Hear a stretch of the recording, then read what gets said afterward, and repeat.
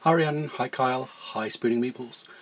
So it's my turn to do another Spooning Meeples video, and this time Rhiannon has been talking about Gen Con, so I thought I'd put in my 2 cents about Gen Con, and specifically Gen Can't experiences, because obviously I didn't go to Gen Con this year.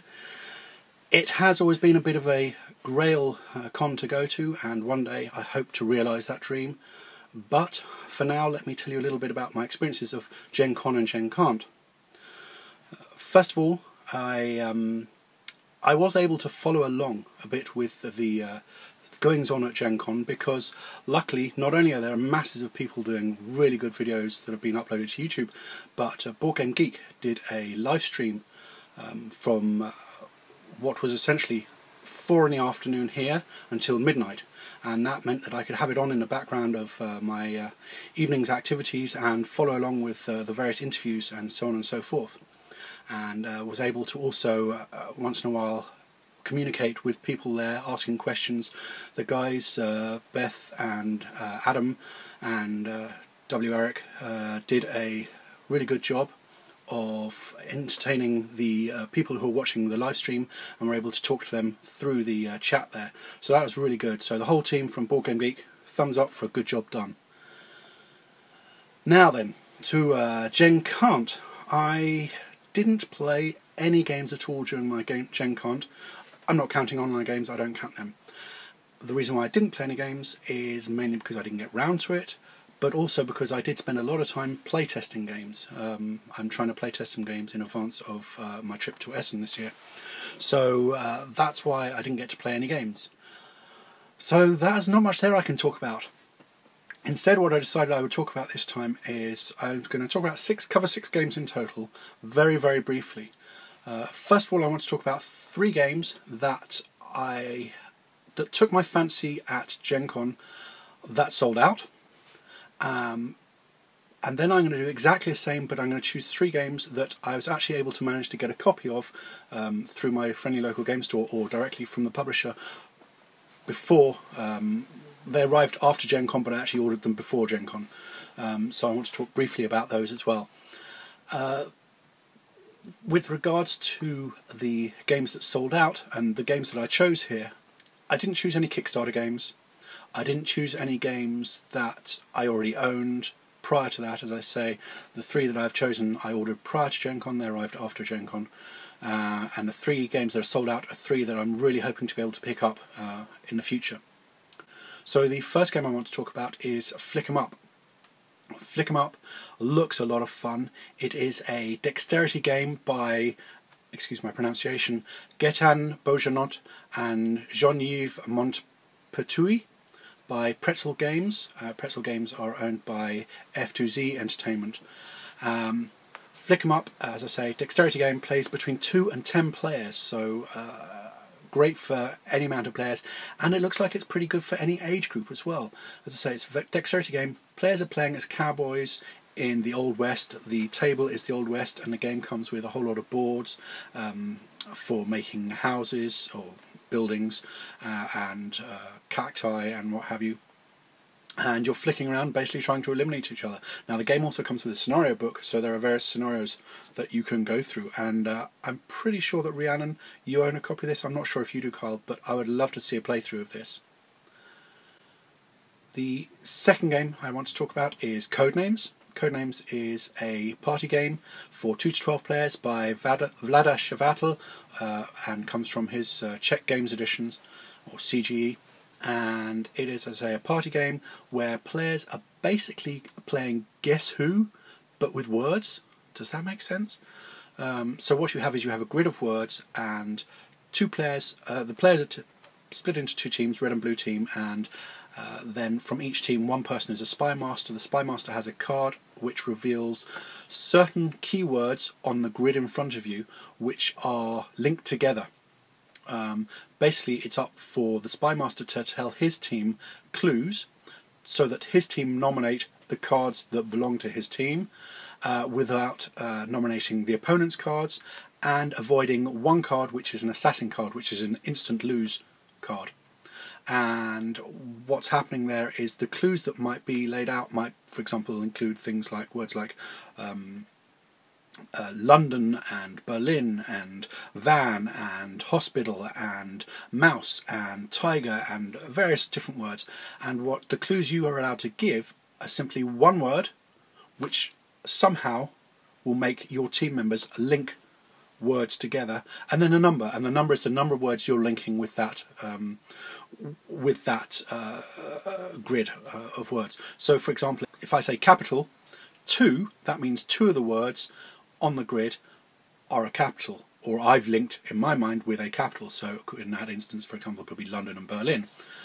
But what you have to avoid is giving a clue where, for example, if the opponent's team had a red card, or if I'm on the blue team had a red card and Paris was there and I say capital 2, the risk is that they might choose London and Paris, and then they would get a card in their favour. Anyway, it looks like a lot of fun, a game that looks like it would go down very well with my family. Looking forward to that. The third game that went out of stock at Gen Con, which I'm very interested in looking at, is The Grizzled. The Grizzled is a special game because it is a game by Fabien Riffaud, Jean Rodriguez and Tinaus. And Tinaus is the artist of the game, and he was a victim of the Charlie Hebdo shooting at the beginning of the year. And in fact, I think it was the day before the incident, they had handed off the artwork and for the game to be printed in France by the publisher there. Now, Cool Mini or Not were the guys who came along and decided to pick up the game for the English and North American market. It is a 2 to 5 player cooperative game set in World War I. It has amazing looking art, slightly, ironically enough, grisly looking art, and more than that about the game, I'm not really sure, but I think that the game looks very interesting. I've heard various reports about the gameplay itself, but for me the gameplay looks like it's something that could be of interest. I like cooperative games. It's 2 to 5 players. It plays equally good with 2, I'm told, as it does with 5. And of course it's now linked with this event from our real lives, sadly, both in theme and with regards to what happened to the artist. So I think that's a game that I'm interested in knowing more about. And again, I believe, Rhiannon, you said you picked up a copy, so I'd love to see a playthrough of that. All 3 games look like they are right up my street. Very different, very varied, but all of them went out of stock at Gen Con. So on to the 3 games that I did manage to pick up. And the first of those is Tides of Time. Tides of Time is an interesting game. It's by Portal Games, by first-time designer Christian Kuala, I hope I'm saying that right, and with artwork by various different artists. It is a 2-player drafting game. Now, 2-player drafting games generally tend not to be that great because drafting games tend to work best with 3 or more players. But what's really cool in this game is that the game only has 18 cards, so you're limited to the amount of cards in the game, and the way the whole drafting system mechanic works, similar to every other game, you start with a hand of cards, you draft 1 card, you place it down, then you pass the cards on to the next player. But what's going to be happening is you play over 3 rounds, and at the start of each round you keep one of the cards you've previously drafted, so that and you eliminate another card. So all the time there's going to be cards taking out and cards which will be yours permanently, so you can, over the 3 rounds, begin to build up a certain strategy over how to win the game. Glorious looking artwork, which is a theme through all 3 games that I've chosen. Really interesting mechanic, a 2-player game which is fantastic for me, and I'm very much looking forward to playing Tides of Time. I say playing Tides of Time, none of the 3 games which I've managed to pick up I've managed to play yet. All 3 fantastic artwork. And the next one on my list is the gorgeous looking Ashes, A Rise of the Phoenixborn by Isaac Vega, and artwork by Fernanda Suarez, and layout by David Richards. So again, another glorious, I mean, look at that box, it's fantastic looking. Glorious looking game. 2 to 4 player game, and I reckon it probably will play best with 2 player, but I'm not sure. The game is a card battling game, and the easiest way, unfortunately, of telling you about the game is to tell you that it's like Magic, like Summoner Wars kind of idea, where two people are battling off. In this case, they're not battling with mages or summoners, they're battling with these Phoenixborn characters, and they have two decks of cards, Conjurations, which are cards which are permanently available to them, providing they play the relevant Magic iteration card, which will allow them to draft that or pull that card into their deck. Now, the thing that's different with Ashes compared to, for example, Magic the Gathering, is that you roll dice, and the dice that are available to you are basically your mana that are going to be available throughout that round, and will allow you to do various things with the cards in your hand. Really interesting looking mechanics. Looking forward to getting that to the table. That's Ashes, Rise of the Phoenixborn. Finally, my last choice of a sold out at Gen Con game is Discoveries, another glorious looking game. Now, some of you might recognise the artwork to Discoveries. That is because this is the sister game, if you like, to the game Lewis and Clark that came out either last year or the year before from Ludonaute Games. This game, Discoveries, is the same theme. It's about the travels of Lewis and Clark. It's by the same designer, Cedric Chabousset, and by the same artist, Vincent Dutrait. It's published by Ludonaute, or possibly Asmodee in the US. It is 2 to 4 players, and this game differs in the mechanics, and pretty much the mechanics alone. You're still trying to make your way across the states.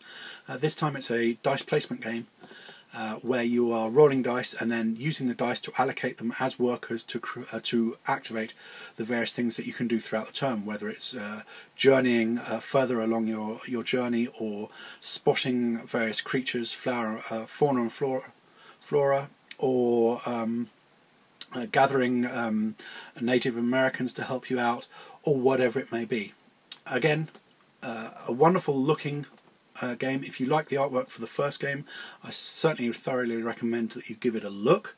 And if you like the theme of the first game, again, give it a look. Whether it plays better or not, again, yet to find out, because I've yet to play it, like all three of them. Another game that sold out at Gen Con, as did Ashes, Rise of the Phoenixborn,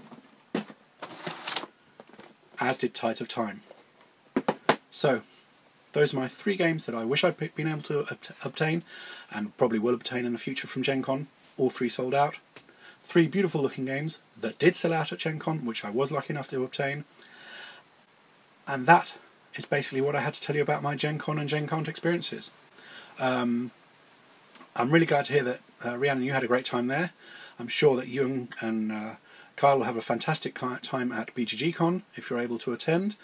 I want to say a huge thank you to Suze for organising the Gen Con this year. So, good work, Team Vest. Thanks. Bye.